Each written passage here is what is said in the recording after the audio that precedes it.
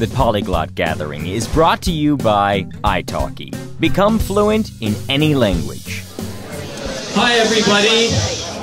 Hello. Okay, first of all, this is an interactive talk, so you're going to be asked to do things and respond, and yeah, I'm not going to apologize for that. It's you can't just everything be sitting and watching, right? Is there someone? Am I supposed to be waiting for a technical thing, or? I don't think so. No, it's just on. I think it's running. It's running already? The red light thing great, is going. Okay. Well, person who's editing, please edit out that little bit and start in about 5 seconds. Hi, everyone. My name is Michael Levi Harris. I'm an actor from New York City, or thereabouts, and I live in London at the moment. Just out of curiosity, how many people were here last year that saw my talk last year? Oh, okay. That's I think more than I thought.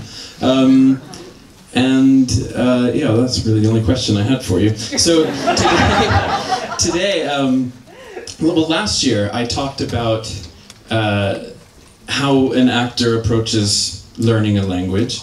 I speak, and this definition of speak is fairly loose, but anywhere from 8 to 12 languages, depending on where I am in the world and how recently I've been practicing those last 4 that kind of come and go.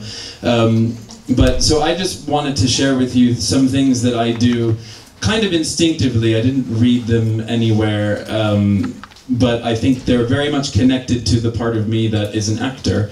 And I think for a lot of people who traditionally sort of study books or listen to audio programs, you could really benefit from possibly taking some other approaches to language learning. So last year I talked about one of the most important things that an actor can do when it comes to acting is owning the language. If those of you who heard the talk last year can remember, owning the language, meaning that you make the words that you're saying your own, because the sort of first step for an actor is to be believable. You have to, I mean, the audience understands that the words are not your own unless it's an improv show, but you have to kind of make people believe that they are your own. And I kind of related that to language learning, that you can approach a different phonetic system, different musicality by relating it to what is already in what I call your linguistic environment, if any of this is sounding familiar. So I want to build on that with this talk. It's not at all the same talk as last year. I want to build on that by kind of taking it a step further, and I'm sorry that I'm going to rely on my notes a bit more this year than I did last year, because I wrote a lot of notes, and I don't want to miss anything. So the second kind of thing that an actor does, once you sort of approach owning the language, you have to embody the character, okay? And I think that this is something that language learners must do as well. And I think it will help people learning a new language, but also, since this is a polyglot conference, I think this can help to maintain and learn and develop further various languages at the same time, because I believe that every language has a character. So let me briefly explain where this idea comes from. When an actor is approaching a role, the first thing we're given is what? Anybody? The script, right, okay. So the script is what? Words on a page. That's the only ingredient that we have, words on a page. Yes, there might be a breakdown, I mean, a description. Oh, this guy, he's 5'8", he's a little bit quirky, but not totally awkward. Can be kind of funny. Blue eyes, American accent, I'm talking about myself, obviously. So yeah, they might have that description, but mostly it's just the text that you get. And within the text you get a little bit of guidance, because you do get certain vocabulary. A good writer will specifically use this word and not that word, and that gives you a little bit of insight. And some writers will write in a dialect or a jargon as well, so they might put, IN apostrophe instead of ING, because they don't want you to say talking, they want you to say talkin', and so that kind of gives you further insight. But that's all the help you get as an actor. You just have your words on a page. Languages, I find, are very similar, because a language, a standardized language especially, you could somebody could write down sort of the dictionary, and you've got all the vocabulary words, and then there's the grammar tables and rules, and this is your language. But what do you do with that then? What do you do with those words? And you know, there's a lot of work that actors have to do before they can just turn those words into a character. Otherwise, it would be pretty easy. Anybody could just stand up on a stage and read a script. And my hypothesis is that if you treat language learning like that, as if there were no other work to do, you might as well just walk around with Google Translate and push the button and have a robot say things that don't quite make a lot of sense, but someone else will get the gist of it. And also, what's very important about approaching a character is that, so yeah, you have there's a lot of work to do to put into building a character, but it can't necessarily just be whatever you come up with in your head. Oh, I think it'd be really funny if I played, you know, the King of France in Henry V, Shakespeare's Henry V, kind of like, I don't know, P. Diddy. That's slightly out of context, probably, unless there was some new age version of the entire play. But if everybody else is very Shakespearean, for lack of a better word, you would stand out in a way that doesn't really make sense. So the choices that actors have to make have to fit into the context of the play. And similarly, the choices that I would ask language learners to make have to fit into the context of the linguistic environment and perhaps the culture as well. Now that doesn't mean to say that everybody will do it the same way. In fact, what makes an actor great is that they can do something unexpected as the King of France and Henry V. And that's really cool and exciting to watch, but unexpected within the right framework. So, have I said that? Yeah, so what can we do? Before I answer this question, what do actors do, I want to remind everybody, especially before the bookish and introverted among you start walking out of my talk, that the number one rule that for an actor is have fun. Why? Because we put on plays. We're playing. In Shakespeare's time, we were called players. So it's a game. It's supposed to be fun. So please take most of this talk in the spirit of fun. If you find some of it offensive or not useful, you can forget it in 45 minutes time. And yeah, so what is an actor or a polyglot to do? Let me show you.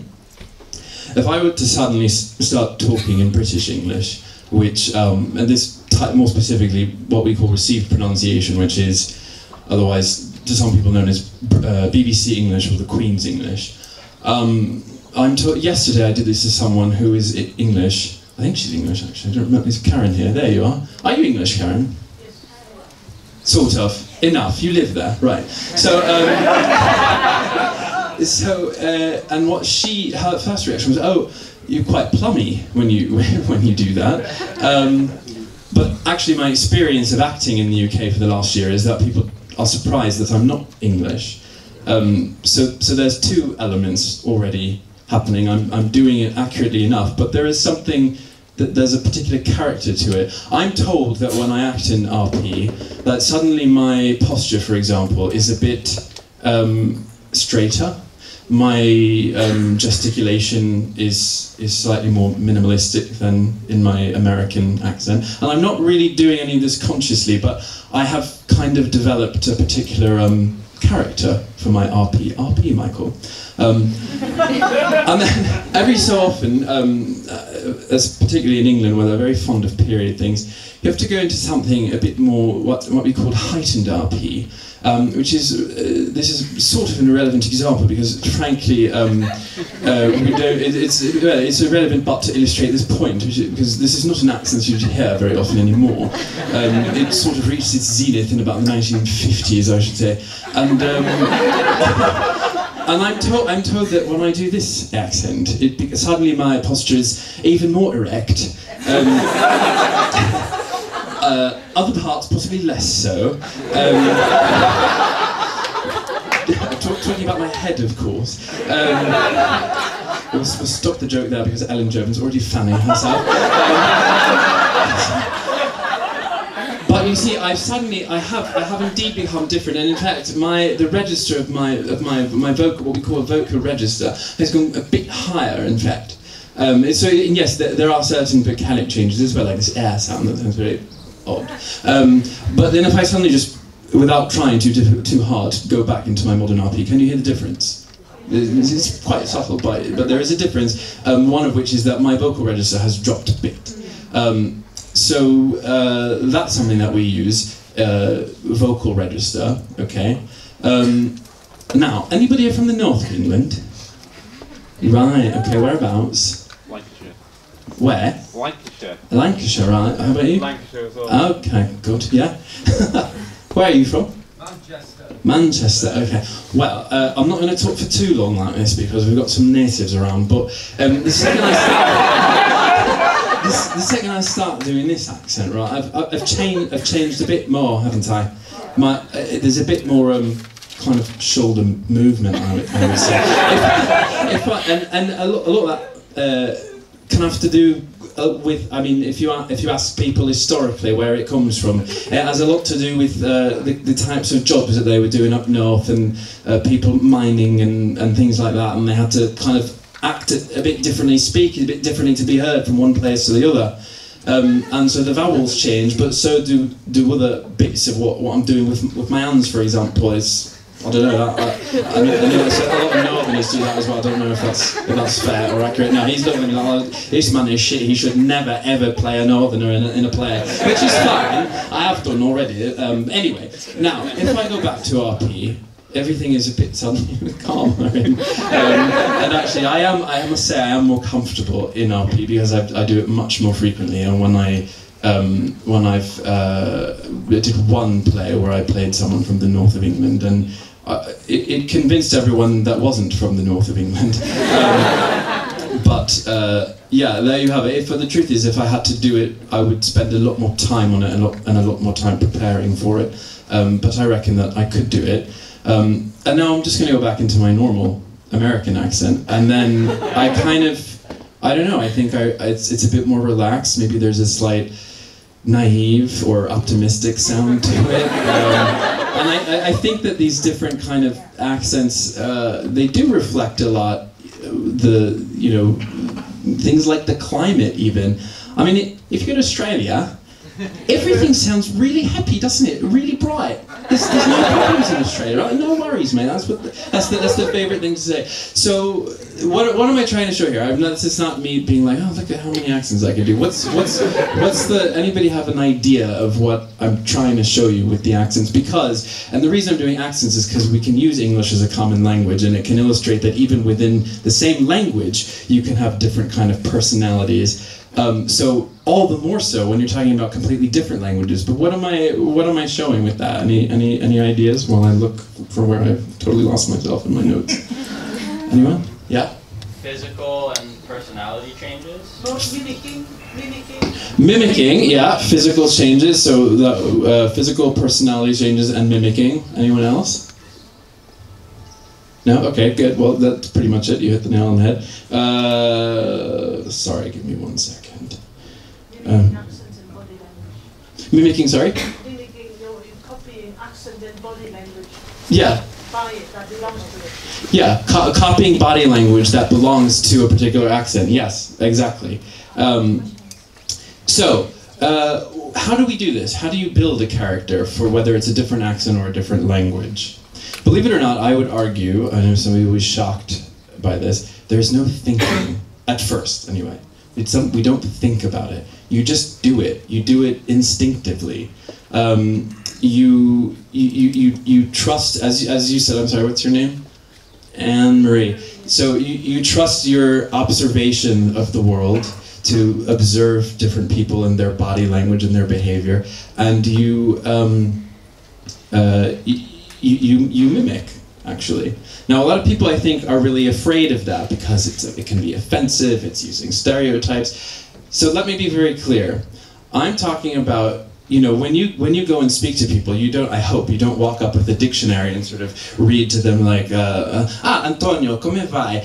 Io mi chiamo Michele. But you don't do that, do you? So what I'm talking about here is something that you would sit down, just like you sit down in the privacy of your own home with a book and you learn phrases and you learn to conjugate verbs. So this is something you should probably do at home, or with friends who are like-minded and who want to play around with you a bit, because we don't want to be offensive and mimic people necessarily, but it's a really useful tool for when you're practicing languages. And that is essentially what actors do. They do the work at home or in a practice room, and then when they get on stage, they kind of forget about it, and they trust that the work they've done helps a bit. Something comes in, something sticks that improves the quality of what you're doing, but you are by no means doing some of the things that I'm going to demonstrate in a bit. So here's the rub, right? When learning a new language, I want you to build a character. And if you're learning multiple languages, each one can have its own character. And the character, as I said, like a play, is informed by context, it's informed by cultural context, but it can be individual as well, so not everybody's Italian personality is going to be the same. We'll talk about that in a bit. I want to show you now just a clip, a couple of clips actually. I should have plugged this in.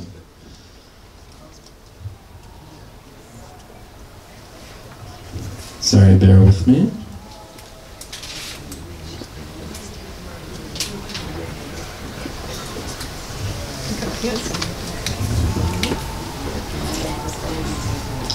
Oh, it's going to take its time warming up. Okay, I'll go slightly out of order. Let me show you, I want to give you an example of what I mean by, oh, is it there? Okay, better. I'm sure a lot of you have probably seen this clip, so that's fine if you have. I think you'll enjoy watching it again. But there's something specific that I want you to be looking for.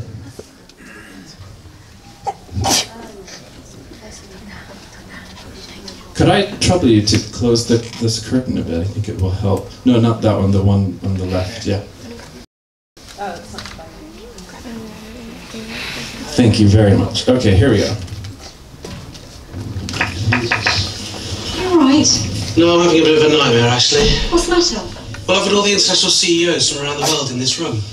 In 10 minutes, the annual summit's supposed to take place. They've flown thousands of miles to get here, and my translator hasn't turned up.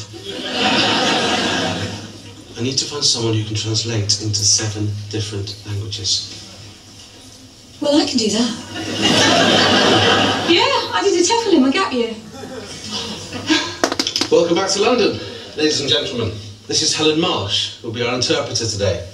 So, without further ado, let's address section 1.1, multinational profiteering for the financial year 2005-2006.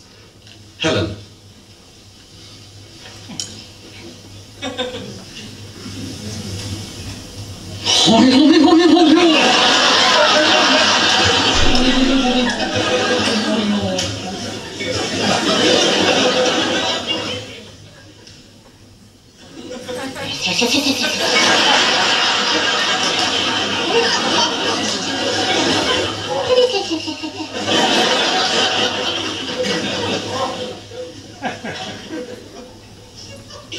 Hurdy-gurdy-gurdy.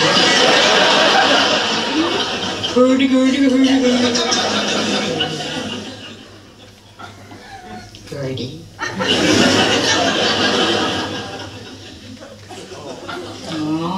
Bud. Oh, bud.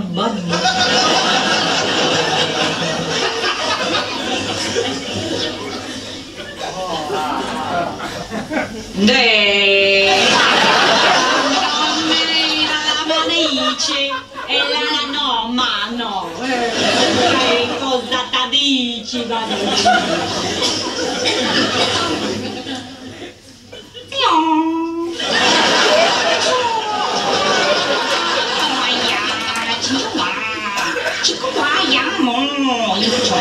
how are you?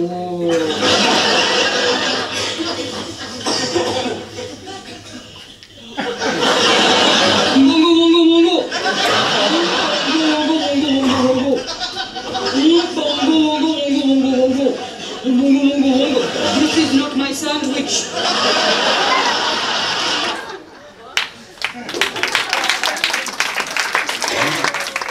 Now, I just want to point out what the title is, The Offensive Translator, okay? This is offensive. However, and it's pretty funny too, why did I show that clip? Did you guys pick up on certain things that were maybe kind of funny because maybe they were kind of slightly ever so minimalistically accurate? Anyone? Any ideas? Thoughts? They were stereotypes. They're stereotypes, right. And stereotypes, we all know, are basically a bad thing. Certainly in terms of assuming anything about anybody. But what they kind of come from in terms of cultural stereotypes is like when you're looking at a broad picture of something and you're just looking at the things that stand out the most to you. And when you see things that are repeated a lot, only within a certain culture and not within others, that can help inform you. So we're just talking about what kinds of things inform you. Did you notice, for example, that she really used her body language for each individual sort of mimicry? There was when she was, if I played that and put that on mute and covered the languages that she was doing, you might all be able to guess. Even if you're admittedly guessing the stereotype, you would guess what she was, which language she might have been doing. In part, there were other things as well, which was more what I talked about last year, so I don't want to repeat it, but having to do with the sounds of a language and just getting the sound.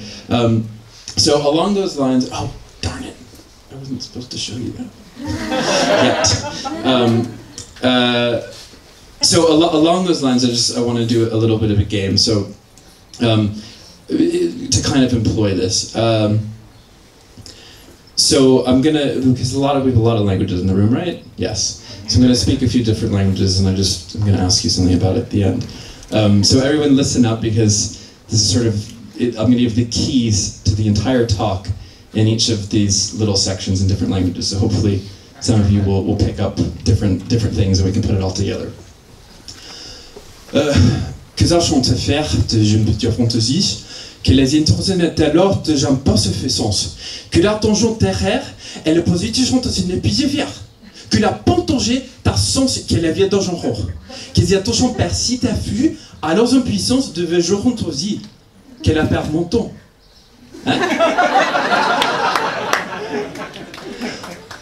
Boh, se Pierre Tasso desce l'anto, sono perdendo sinte. Ce l'ho passato piuttosto non la premiero, perché l'atto sontuso te la faccio sono questo stoso. Però tu sono manastata geranto senello. Papà dice, non è vero?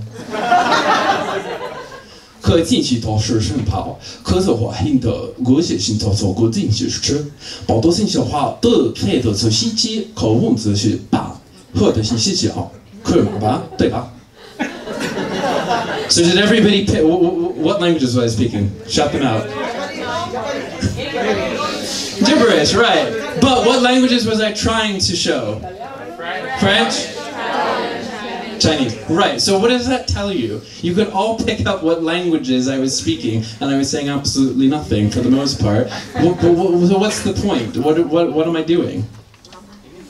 Imitating, yeah. I'm imitating the sounds. I did a little. I haven't quite gotten to the body language of it all yet, but there was a little bit. You can't help with Italian, and and there's and French putting your mouth in a certain position. Like there are certain things that were very subtle. Perhaps if it was on screen, you'd probably see it more in my face. But this is what I'm asking you to practice in, and especially when you start a new language, you can listen to audio clips. It doesn't matter that you don't understand what's being said. Listen to the sounds, imitate it. See if you can convince somebody else that you are really speaking this language.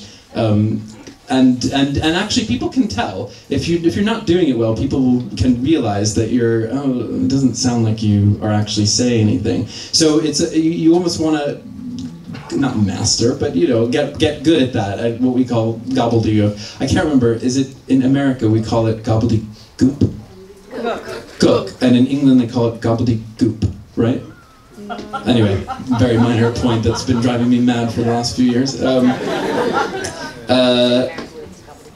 Similarly, I sort of ruined it, haven't I? Because you can all see it. I was going to show you a clip of an Audrey Tautou movie, but you can get the idea. It's to watch. Well, should we watch it anyway? Okay. I wanted you to guess what linguistic environment this was just by watching it. It's a little fuzzy at first, but it will get better at the important part. Yeah.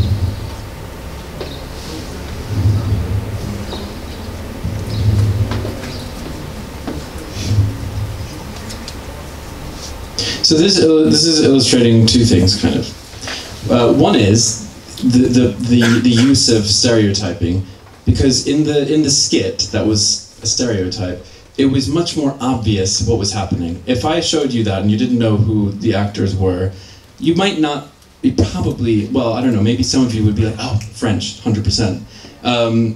And actually, I bet those of you who are familiar with French films and things might do that, because there is something quite French filmic about the clip. But in general, because these are actors in an actual film, not trying to be illustrative, you see why I show you why it can be useful to think in stereotypes at the beginning as sort of a way in, okay, what's the broad stroke that I'm going to paint with first? What am I going to, what's the background of my canvas going to be, kind of, and then you want to get slightly more detailed. And when you watch clips, because of course the exercise is not like watch different clips and see if you can guess. The exercise is I'm learning French, so let me watch some clips of French people, let me turn the sound up, and let me see what I can observe, what I notice. And if you were looking for it, you could see a lot in that was very French. Her lips, always a little bit like this, and just, I don't know, a bit of her body movement, and Gad Elmaleh as well. To me, it all screams French, and I think that the more that you immerse yourself in those kind of things, the more you'll be able to see it. And then there's sort of something in between. Okay, look at this guy.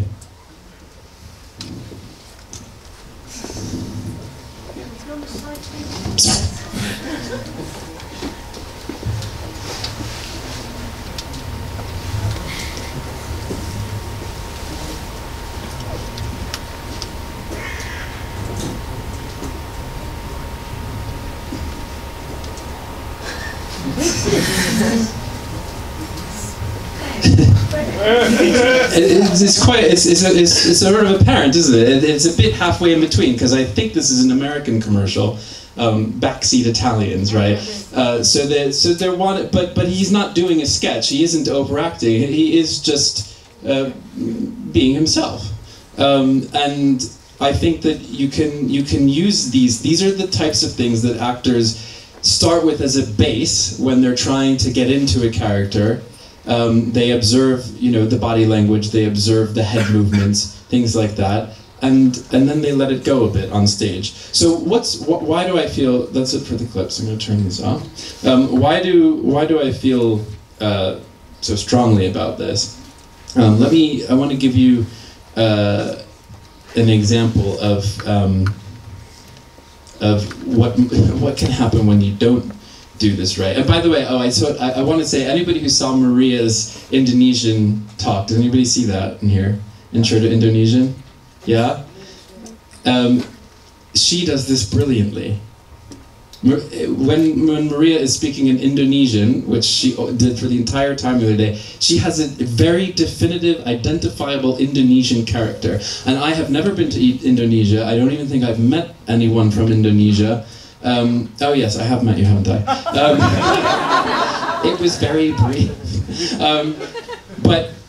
But I could see that she's doing something, and I don't know whether it fits into that cultural context, but the point is, it was certainly helping her to speak the language well, in my opinion. And here, so this is, I want to give you an example, and maybe someone can figure out what I'm doing here, about what happens when you sort of ignore this part of language learning. I'm going to read you a poem, and I apologize, for those of you who understand it, it's a bit of a heavy poem. I just picked it because I like it. And es brennt, brederlach, es brennt, oi unser Ohrenstädtel nebber brennt. Bese winken mit ihr Gosen, reißen, brechen und zerblosen, starker noch die wilde Flammen, als herumschein brennt. Und ihr steht und guckt er säusig mit verlegter Hand, und ihr steht und guckt er säusig, unser Städtel brennt. Es brennt, brederlach, es brennt, oi unserem Ohrenstädtel nebber brennt. Es haben schon die Feierzungen das ganze Städtel eingeschlungen, und die Bese winden hutschen, unser Städtel brennt. Und ihr steht und guckt da säusig mit verlegter Hand. Und ihr steht und guckt da säusig, unser Städtel brennt. Anyone know what I might have been doing? Any German speakers? It was, yeah. It was Yiddish, wasn't it? With the German accent. It was Yiddish with the German accent, yes it was, but I would argue it was more than just the accent, or at least what I was doing for myself and my body was being German, whatever that means to me. And I wasn't actively, I didn't think about, oh, what's the phonetic placement of my tongue to make the difference between Yiddish and German. It was just my impression of Germans, and I kept it kind of on the inside, because I'm aware of where I am and who my audience is. But nevertheless, you were able to identify, those of you who could speak, who can understand German, could identify what was happening. Now let me show you the opposite, because there is definitely such a thing as going too far, okay? So let me give you this example. Es brennt, brederlich, es brennt. Oi, unser Ohrenstädtel nebber brennt. Bese winden mit ihr Gosen, reißen, brechen und zerblosen. Starker noch die wilde Flammen, als herumschön brennt. Und ihr steht und guckt er säusig mit verlegter Hand. Und ihr steht und guckt er säusig mit verlegter Hand. Es brennt, brederlich, es brennt. Oi, unser Ohrenstädtel nebber brennt. Es haben schon die Feierzungen das ganze Städtel eingeschwungen, und die Bese winden hutschen, unser Städtel brennt. Und ihr steht und guckt er säusig mit verlegter Hand. Und ihr steht und guckt er säusig mit verlegter Hand. What was I doing there? Dying! Dying! Very, okay, that's not actually far off at all. Any other guesses? Why did you say dying?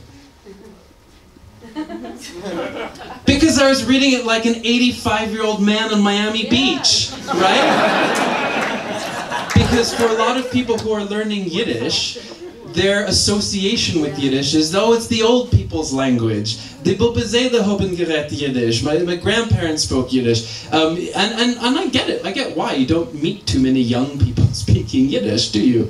And so that's the sort of the source of mimicry is perhaps older people. And perhaps the only time they ever heard it genuinely being spoken is by older people. And it's sort of a certain sound. And I'm not making this up, because I took Yiddish in college, and there was, in one term, there was a guy, this is how he spoke Yiddish all the time, 100%, whether he was asking to go to the bathroom or how you spelled something. It was like he was a little 80-year-old man in the body of a 19-year-old, and it's a bit, it's absurd, isn't it? Because obviously people spoke Yiddish when they were 5 years old and when they were 20 years old. There were sexy people who spoke Yiddish. There were lots of different, types of speaking Yiddish. So to kind of pick a characterization that is very narrow, for one thing, and also overdoing it, I think doesn't work, and that's when it becomes possibly offensive. I mean, I don't think this guy was particularly offensive. I just think it was a bit odd to have a conversation with him. Someone was Vlad was, I don't know if Vlad is here, but he was telling me the story of someone in his Chinese class who, you know, whenever he spoke Chinese, it looked like this.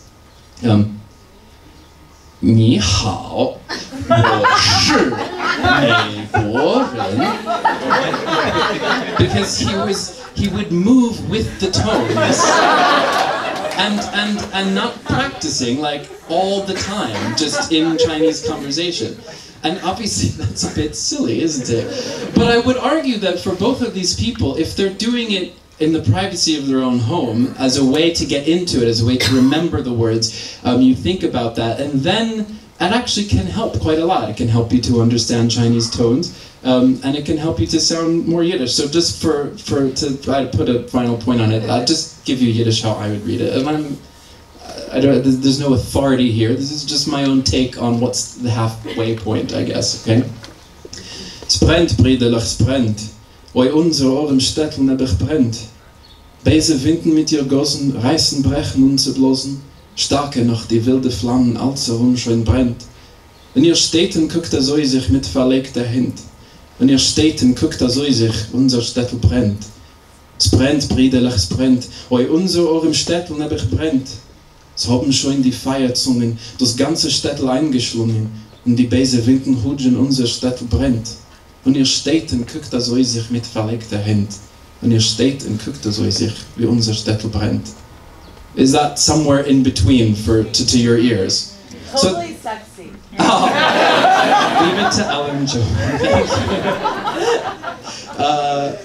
Okay, so we have getting towards the end of the talk. So I just want to actually give you some like physical things that all of this has to do with when in terms of acting. So some things to think about while I'm sort of also showing you, because I kind of went out of order here. So just give me a second. So what actors do, they literally think about things like how does my RP character walk? What's its gait like? How does it run? How does it show excitement with its arms?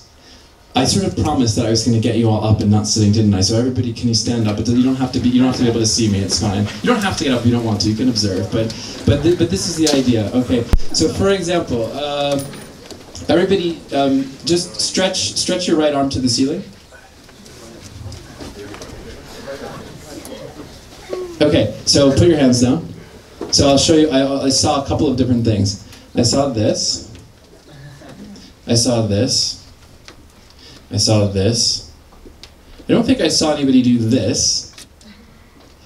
But when you take a movement class, when an actor does a movement class, these are the kinds of things that are picked up on. How do you stretch your arm? As simple as that.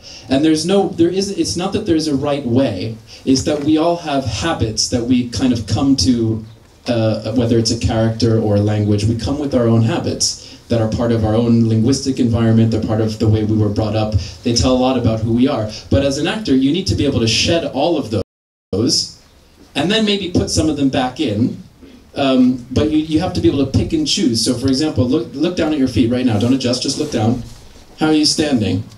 Is your stance kind of V-shaped? Do you stand A-shaped, as a lot of people do? You know, is it sort of what's that mathematical term? Perpendicular. Thank you. This relates. It's the same thing. How literally think about how does my Japanese person stand when I speak Japanese? Do they take big steps? Do they take small steps? This is something interesting possibly to look at. There's a famous German movement person called Laban. Anyone heard of him? Yeah? Okay. So he talks about different energies, for example. There is such a thing as, for example, let's say, in my movement, you can sit down for now. I hope that was a good stretch. If I'm walking, okay, there is such a thing. There's what you call a direct movement in the space. So I just go directly from point A to point B. Is my German direct? Is my Yiddish maybe indirect, kind of walkabout? And if I go back to my original examples of the accents, I would argue that my American is kind of indirect and sort of wobbles a little bit, but my OP is very in a straight line. Because otherwise I can't do it. I can't do OP. Unless I'm being a drunk person. There's direct, okay, and now within direct and indirect you can also have, is it somebody who's pressing? Is it a very slow and sustained movement? And so when I do Russian, perhaps, it's really pressing. The opposite of pressing is kind of floating. I float through space. I'm a bit, so even though I can be direct still, or indirect, but there's a bit of it's kind of bouncy. And I would argue that if you listen to any language, you might, now there's not necessarily a right answer. My Italian might be pressing, you know, but it sort of goes back to what I said at the beginning about fitting into the linguistic environment that you're in. Does your choice make sense to have your Italian be pressing? And then there's also such a thing as what's your body like? Is it wide or is it narrow? So this is a really useful one for actors because sometimes you play a part and it just helps if every movement is really contained and quite narrow and your steps don't really go too much to the side and my shoulders are a bit in. And hopefully ideally you're not really noticing it when you're watching if the actor's doing a good job.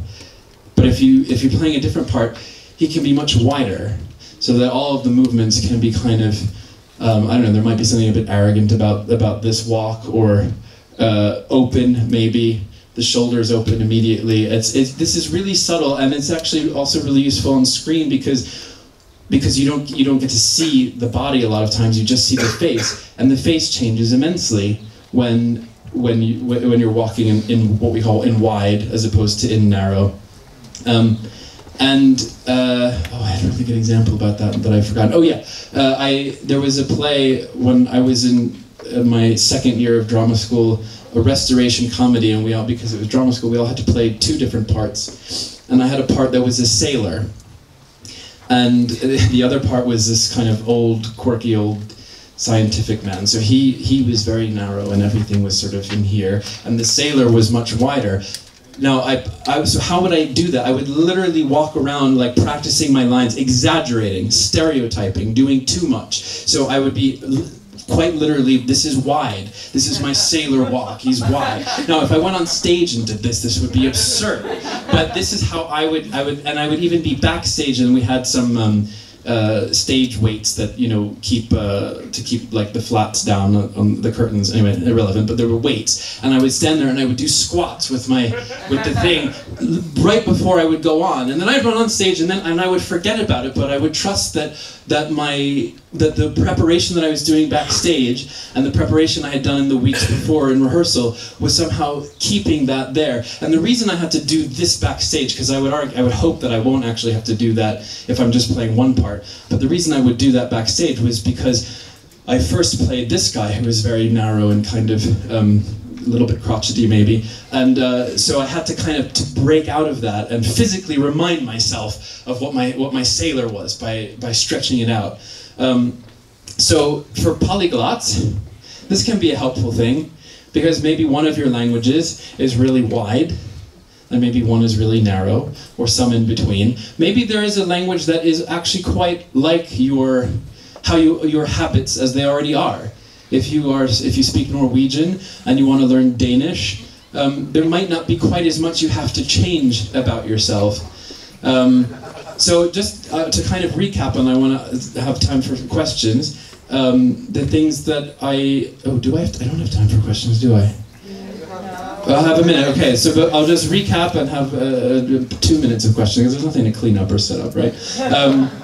The recap is, we can look at vocal register. Where do I place my voice? We can look at the sounds of the language as if we couldn't speak it, you know, the gobbledygook. We can play clips just listening so that we can try and imitate that. Then we can watch clips on mute so that we can watch the body language and help to create a character for ourselves that fits that linguistic environment. And then we can do a bit of Laban with the different efforts, directness and indirectness, light, pressing. Then there's actually more, there's about 9 of them, which if you're interested, I'd be more than happy to tell you more about later, or this evening. There's wide and there's narrow. And most importantly, there's you. It's just about your own experience. It's about being curious and being observant. My teachers have always said that the best actors are the ones who are the most curious. And I think that everyone in this room has that potential because you're at a polyglot conference. You're curious. You're curious about other people who speak lots of languages. You're curious to meet people. You're curious to find out what other ways can I improve my language learning and speaking. You came to a talk about the stagecraft of multilingualism. That's something that people wouldn't just think of, oh yeah, that's going to help me right off the bat. So you have the curiosity, use it. Use your observation and don't be afraid. Don't be afraid of offending yourself in the mirror, because that's where you're doing a lot of this work. Or buddy up with people. If you know people and you can sort of get this, convince them of this idea, I mean, by all means, do it with people. It can always help. And if you have a teacher or a coach, a language coach, they can help you to do this as well if you explain it to them. But that's I think my message is to not be afraid, be bold, make bold character choices for your language, and then when you get out into the real world and you're ordering a beer in a bar, let it go and trust that it's there. So thank you very much. I hope this was helpful. And if just any questions, maybe we have a minute or two.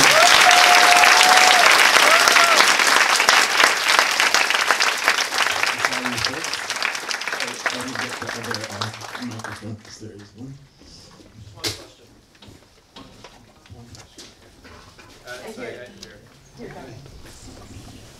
This is something probably everyone can relate to, especially since we speak so many languages, and that is when you have conflicting body language and you're in the context of 2 worlds at the same time. So I'm a high-level Finnish speaker, and I'm also from America. So I have to make decisions about what I do with my body, and it's just a mind game. How do you deal with that? That's a really good question, and I think I don't necessarily have a great answer for it, other than to say that the more that you do it, the easier it gets, and you can go between them with more ease. So if you practice these things, part of the practice is the practicing of the letting go. So if you practice, when you're working on it, or I mean, you said you're already high level at both, so it's maybe not something you practice, is that? No, it's when you're in a situation you have to split yourself in 2. You can't choose between one or the other, and they're totally different. Well, I think my hypothesis is that literally when you're you can't speak 2 languages at the same moment. So when you're going back and forth, you will go from one to the other, and when you do this kind of work, it becomes internal and it becomes instinctive. The more you practice it, it probably will feel weird or worse, especially if you're thinking about it. Which is why, again, I say this is very much for like practicing on your own, because if you're talking to 2 people and if you're a translator, you don't want to be thinking like, oh my god, I have to remember that this one's narrow in this way, because you'll drive yourself nuts. In the same way that when you're on stage, you absolutely cannot be thinking about, I mean, the only thing you might think about is where the end of the stage is, because you don't want to fall off. But other than that, you have to be totally in the moment of the acting, and you can only really do that when you've done the work beforehand, if that makes sense. My question is slightly different. When you have done the work and you still feel scared, and so you're a person and do one type of gesture, and then you're speaking the wrong language with the wrong gesture, but the culture is such that the body language match doesn't match up. If I speak with a Finnish person, an English person, or American English speaking person, I could use the body language of a Finnish person, but in English is a convert already. But then, how do you speak? If you're in a translation setting, then all of a sudden I'm very Finnish, and then I'm more gregarious, and then I'm going back and forth. I see, but I think it sounds like maybe there's some other question of being self-conscious about very sort of changing so demonstratively. I don't know, maybe we should have the discussion between us after. But yeah, I think basically in terms of what's relevant for people who speak lots of languages is that I think that the more you internalize the things, the less that you actually have to do and think about when you're going from one language to another. So I'm sorry that I didn't leave enough time for questions, but if you have any, you can feel free to catch me afterwards or email me. Thank you all so much.